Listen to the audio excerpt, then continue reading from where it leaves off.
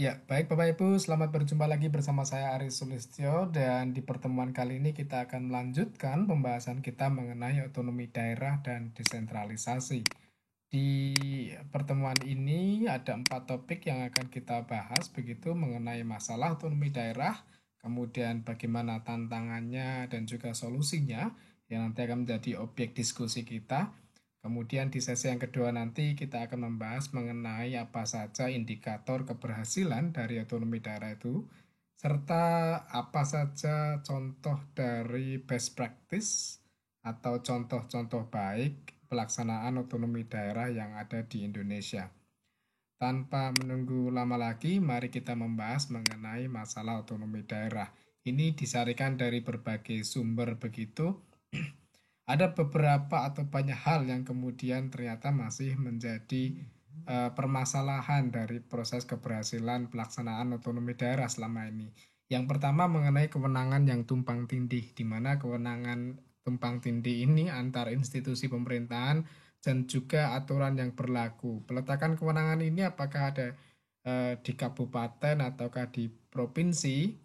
Ini juga masih menjadi hal yang perlu menjadi perhatian kita bersama, misalnya terkait dengan konteks pendidikan, kemudian konteks investasi, dan sebagainya. Di sisi lain juga kalau dilihat di daerah tidak memiliki, kadang-kadang begitu tidak memiliki SDM yang punya kapabilitas yang mampu, begitu ya, yang berkualitas begitu.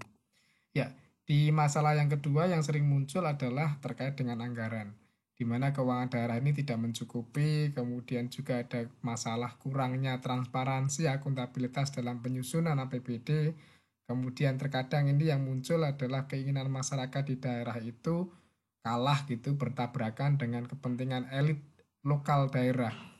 Misalnya terkait dengan penetapan anggaran belanja daerah yang lebih mencerminkan kepentingan elit, lebih mencerminkan kepada program-program yang populis, yang misalnya seringkali untuk kepentingan kampanye politik yang bersangkutan daripada kepentingan masyarakat secara umum.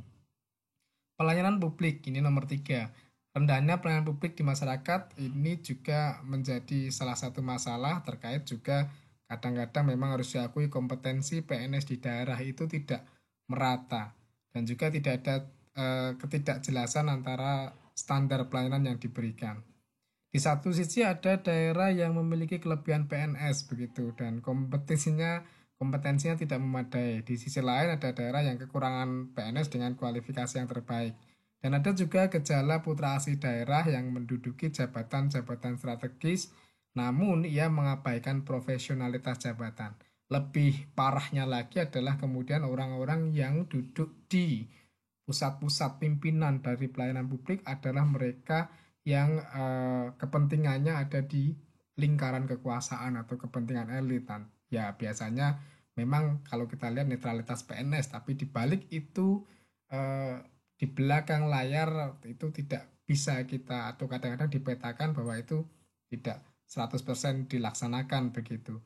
Jadi orang-orang yang ada di pimpinan pelayanan publik itu adalah orang-orangnya bupati atau gubernur atau pimpinan dari daerah itu saat itu. Ya, kalau kita lihat ini yang keempat begitu adalah identitas diri tadi disampaikan bahwa mendorong satu daerah untuk melepaskan diri dari induknya. Otonomi daerah ini juga seringkali dibayang-bayangi oleh potensi antara konflik horizontal begitu yang bernuansa etnis. Ini sebenarnya menjadi hal yang klasik mengingat memang bangsa kita, negara kita memang sangat beraneka ragam, apalagi kalau melihat misalnya satu daerah itu dikuasai secara ekonomi oleh para pendatang sehingga kemudian ada nuansa etnis yang muncul karena faktor ekonomi begitu. Ya ini contoh kemudian Anda bisa baca lebih lanjut terkait dengan salah satu hal tadi bicara tentang tumpang tindih kewenangan merupakan salah satu kendala utama dari otonomi daerah.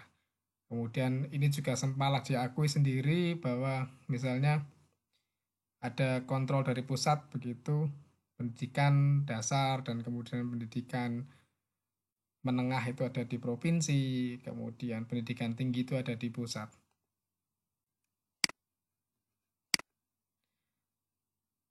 Bahkan disampaikan dari Komite Pemantauan Pelaksanaan Otonomi Daerah bahwa kemudian anggaran, tadi kita bicara soal anggaran, habis dipakai untuk menggaji pegawai. Ini disampaikan sendiri Menteri Keuangan yang menyebut 2019 75% rata-rata begitu APBD habis untuk sekedar menggaji pegawai dan operasional. Kenapa ini terjadi dan mengapa permasalahan ini muncul? Karena memang money follow function itu ya, seringkali pendekatannya adalah eh, bukan mengikuti programnya. Kedua, kapasitas fiskal daerah yang rendah, kemudian adanya termasuk dengan otonomi baru, ketakutan pejabat akan dikriminalisasi karena kesalahan pengelolaan daerah, siklus dan karendel fiskal, kemudian yang kelima ada mekanisme kontrol anggaran yang lemah, sehingga kecenderungannya tidak tertib. Kita lanjutkan masalah otonomi daerah ini juga terkait dengan orientasi kekuasaan di mana diwarnai oleh tadi kepentingan elit lokal yang memanfaatkan otonomi daerah ini sebagai momentum untuk kepentingan politiknya sesaat dan sekali lagi faktor ekonomi begitu yang menjadi alasan utamanya. Lembaga perwakilan ini sempat juga menjadi hal yang menurut kita cukup prihatin begitu ketika meningkatnya kewenangan DPRD yang justru tidak diikuti oleh terserapnya aspirasi masyarakat.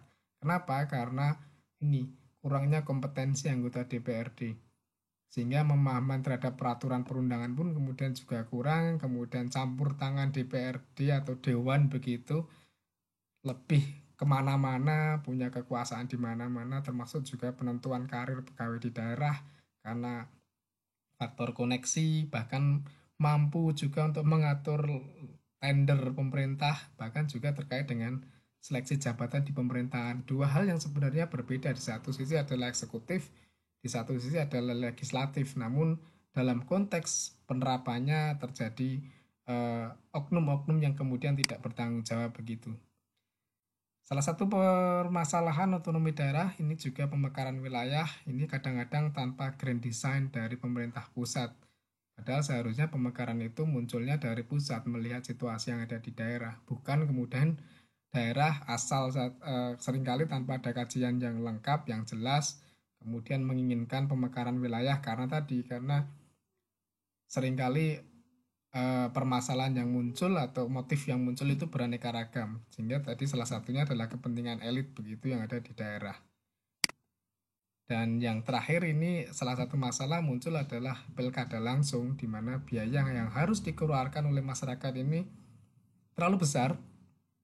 Sedangkan di sisi lain masyarakat di situ kemiskinannya itu sangat tinggi begitu dan ini justru kemudian menimbulkan moral hazard ke bahaya itu ya, ancaman moral di masyarakat akibat adanya politik uang yang kemudian sangat terbuka begitu, sangat terbuka bahwa si A memberi apa, kemudian si B memberi apa, bahkan sempat itu kadang-kadang dibicarakan di masyarakat dalam konteks tertentu dan dalam wajah yang berbeda-beda. Padahal itu juga kemudian pilkada langsung tidak menjamin hadirnya kepala daerah yang lebih bagus dari sebelumnya, bahkan seringkali juga kepala daerah yang akhirnya nanti tersangkut oleh kasus korupsi. Nanti kita lihat sejauh ini berapa secara infografis kepala daerah yang kemudian harus berurusan dengan KPK. Ya, ini salah satu contoh berita di media massa terkait dengan pemekaran wilayah yang kemudian DPR justru menyalahkan daerah karena tadi ada anggota dewan yang bermain begitu. Syarat minimal pendidikan anggota DPR SMA, sedangkan tenaga ahli dewan S2. Ini saya kira juga terkait dengan DPR di daerah juga hampir sama tadi disampaikan di depan salah satu masalah adalah kualitas dari anggota dewan itu sendiri. Anggaran pilkada ini kalau kita lihat di Gunung Kidul terbaru begitu, anggaran pilkada di 2020 ini mencapai 34,9 miliar. September 2019, informasi terbaru terkait dengan COVID ini mengajukan sekitar 4 miliar tambahan. Jadi kalau kita hitung ya mungkin sekitar 38 miliar begitu. Kalau mungkin bisa dibandingkan dengan berapa persentase masyarakat miskin di Gunung Kidul misalnya tadi ada 16% kalikan 700-an ribu penduduk di Gunung Kidul, andai kata misalnya kemudian dana ini dibagi kepada masyarakat miskin, ini pemikiran yang mungkin muncul dari masyarakat begitu tentang memang besarnya anggaran pilkada di daerah. Tidak hanya di Gunung Kidul, saya kira di kabupaten lain juga ini menjadi salah satu kendala. Baik, kita akan menuju ke tantangan dari otonomi daerah di Indonesia.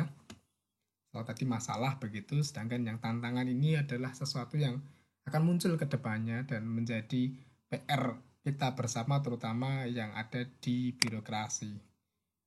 Ini kajian dari Muhammad Nur dari buku yang kemudian bisa Anda dapatkan PDF-nya di internet begitu. Yang pertama adalah tingkat otonomi yang kurang tepat.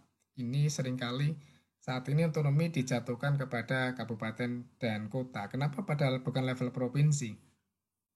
Bukankah kemudian kalau bicara kabupaten kota kadang-kadang kapasitas dan kualitas SDM-nya ini seringkali tidak rata gitu ya antara satu kabupaten dan kabupaten yang lain.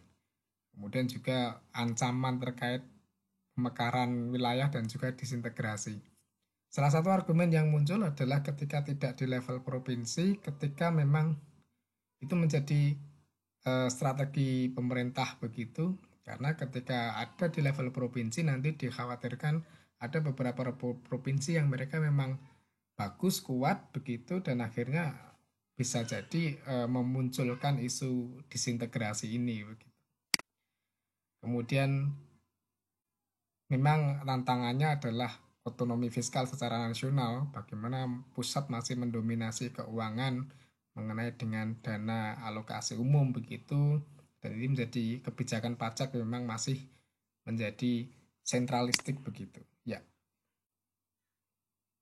kurangnya tersedia keuangan bagi pemerintah daerah ini ketidakjelasan mengenai operasional kriteria di AU dana alokasi umum yang kemudian setiap tahun setiap kabupaten ini ada keputusan presiden mengenai seberapa besar dana yang diberikan atau dialokasikan ke daerah tersebut.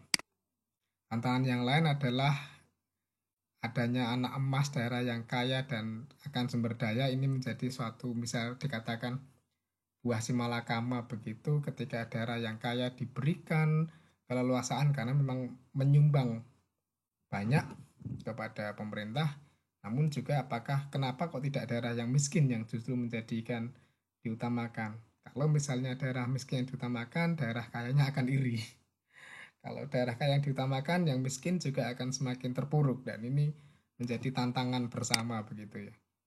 Ada juga terkait dengan daerah abu-abu, wilayah abu-abu, hal-hal yang kemudian tidak hitam dan putih terkait dengan kebijakan yang diambil. Otonominya itu diberikan seperti apa begitu. Contohnya misalnya tentang eksploitasi sumber daya alam. Ini di satu sisi daerah diberikan kewenangan, tapi di sisi lain pemerintah pusat juga masih memiliki kewenangan juga di sana terkait dengan bagaimana pengembangan sumber daya manusia misalnya. Kalau tadi disampaikan di depan terkait dengan pendidikan misalnya. Pusat memegang secara nasional, tetapi daerah juga punya kewenangan juga untuk memberdayakan potensi di daerahnya sendiri. Ini menjadi masalah juga kemampuan sumber daya manusia dan skala waktu yang tidak tepat di mana tadi sampaikan kualitas sumber daya manusia yang ada di pemerintahan itu satu daerah dan daerah lain berbeda termasuk bagaimana mengakses pelatihan, mengakses bagaimana mengupgrade kualitas dari para PNS di wilayah itu.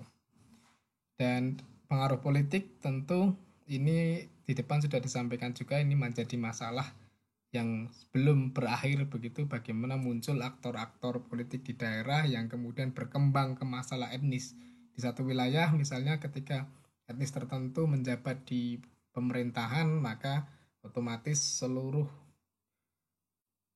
kepala-kepala dinas itu diganti dari etnis itu saja sehingga terjadi ya kemungkinan potensi akan adanya konflik horizontal. Ya, baik. Ini kita lihat berapa banyak kepala daerah yang terjerat KPK dalam kurun waktu 2004-2019. Sini ada hampir 114 kepala daerah. Dan sebagian besar kalau dikatakan perkaranya apa saja ya tadi pengadaan barang jasa, penyalahgunaan anggaran, suap begitu, pencucian uang, pungutan liar, dan juga konteksnya perizinan.